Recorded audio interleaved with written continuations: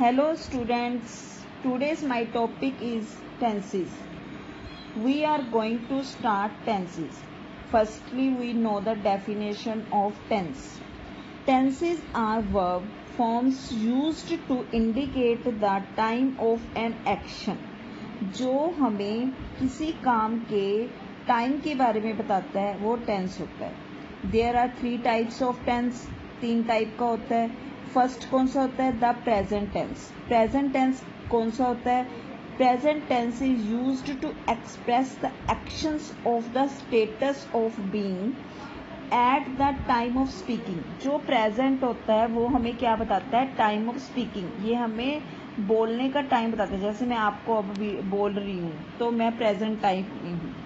Second part होता है past tense. कहते हैं past tense is used express the actions already taken place और the status is being that existed before the time of speaking. ये क्या होता है? बोलने से पहले का टाइम. वो क्या होता है? Past tense. और थर्ड फ्यूचर कौन सा होता है? कहते हैं इसमें क्या होता है? Express the status of being और action that are expected at a. कहते फ्यूचर टाइम के सर्टेन टाइम के बारे में बताता है. मतलब ये कहने का मतलब है जब हम स्पीक करते हैं उसके बाद जो हमारी प्लानिंग होती है. जैसे एग्जांपल फॉर मैं आज आपको टेंस करा रही हूँ. मैं आपको टेंस में ओनली आज प्रेजेंट टेंस के बारे में बताऊंगी. ठीक, तो बता रही हूँ तो वो प्रेजेंट हो गया. कल मैं आपको पास्ट के बारे में बताऊंगी, बाद में बताऊंगी ना आपको, तो बताऊंगी कल, तो वो क्या हो गया? आपका फ्यूचर टेंस हो गया. वो आफ्टर हो जाता है. ठीक है, जैसे ये आपको टेबल भी शो कर रहा है. देखो, time of speaking present, before time of speaking past, after time of speaking future. ये तीनों को आपको टेबल के थ्रू बताया गया है कि टेंस को हम कैसे बता सकते हैं. ओके, अब हम सबसे पहले जो प्रेजेंट होता है इसकी आगे 4 काइंड्स होती हैं.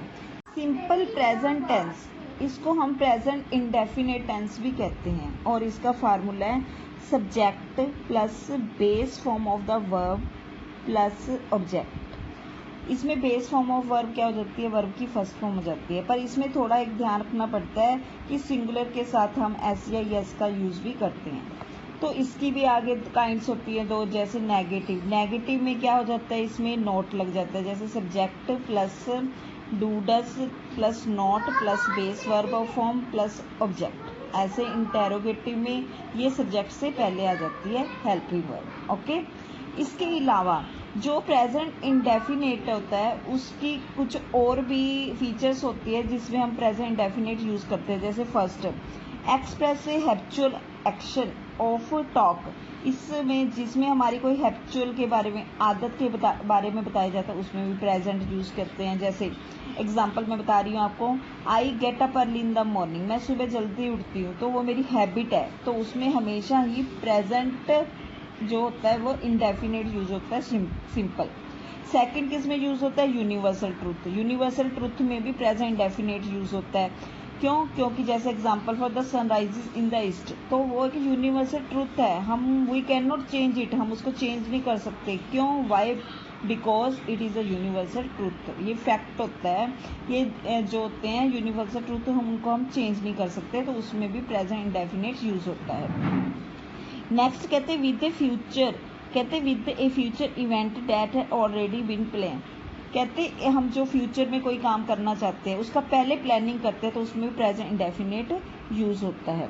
कहते और किस में होता है? कहते इन प्रोवर्ब्स एंड सेइंग. ये हमारी प्रोवर्ब और सेइंग में भी यूज होता है. जैसे example for where there is will there is a way. हम इसको चेंज नहीं कर सकते. ये हमारी मोरल है. और ये प्रोवर्ब है सेइंग. सेइंग मीनिंग होता है कहावत है. इसको हम चेंज नहीं कर सकते. तो ये किसके बारे में बताया आपको? सिंपल प्रेजेंट टेंस के बारे में. इसके बाद मैं आपको बता रही हूँ प्रेजेंट कंटिन्यूस टेंस कौन सा होता है. देखो, कंटिन्यूस का मीनिंग क्या होता है? लगातार. जो काम लगातार हो रहा हो प्रेजेंट टाइम में उसमें कंटिन्यूस काउंट होता है. इसमें फार्मूला चेंज होता है. Subject plus is am are plus verb की इंग फॉर्म लग जाती है. बेस फॉर्म लगा के आईएनजी प्लस ऑब्जेक्ट. नेगेटिव में क्या होता है? Subject plus is am are plus not plus ing form plus object. इंटेरो में जो हेल्पिंग वर्ब है वो बाहर आ जाती है, is am are plus subject हो जाता है, प्लस इंग फॉर्म हो जाती है, प्लस ऑब्जेक्ट हो जाता है। ठीक है, तो ये था हमारा प्रेजेंट कंटिन्यूस टेंस। इसके आफ्टर डैट जो होता है हमारा कौन सा टेंस होता है? Present perfect tense. Present perfect, perfect का मीनिंग क्या होता है? देखो इसमें जो होता है ना वो काम खत्म हो चुका है। जैसे मैंने अपना काम खत्म कर लिया है तो इसमें परफेक्ट यूज होता है। ठीक है, तो इसमें कौन सा फार्मूला यूज करते हैं? Subject plus has have plus इसमें जो होता है ना वर्ब की थर्ड फॉर्म लगती है। कौन सी फॉर्म लगती है?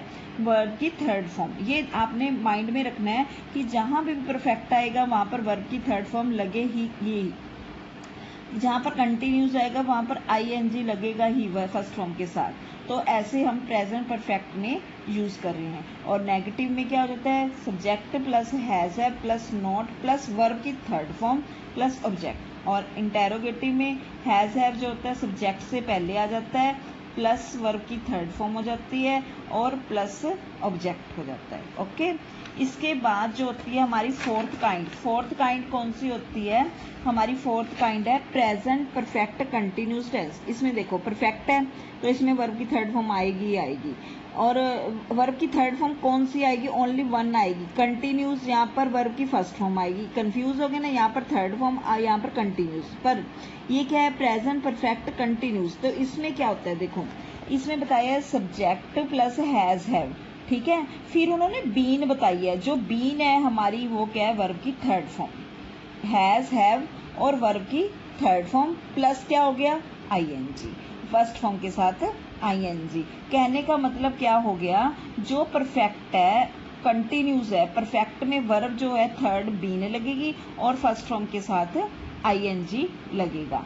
ऐसे नेगेटिव में क्या हो जाएगा? Subject plus has have plus not plus been और प्लस वर्ब की आईएनजी फॉर्म और क्या लगेगा? ऑब्जेक्ट। ऐसे इंटेरोगेटिव में हेल्पिंग वर्ब बाहर आ जाएगी, प्लस सब्जेक्ट हो जाएगा और उसके बाद क्या लगेगी? हमारी जो वर्ब की फॉर्म आती है और उसके बीन आएगी, सॉरी वर्ब की थर्ड फॉर्म आएगी, फिर फर्स्ट फॉर्म के साथ आईएनजी आएगा और उसके पास ऑब्जेक्ट और उसमें इंटेरोगेटिव साइन जरूर है, कंपल्सरी डालना होता है इसमें। और परफेक्ट कंटिन्यूस में ना दो और होते हैं, फोर और सिंस।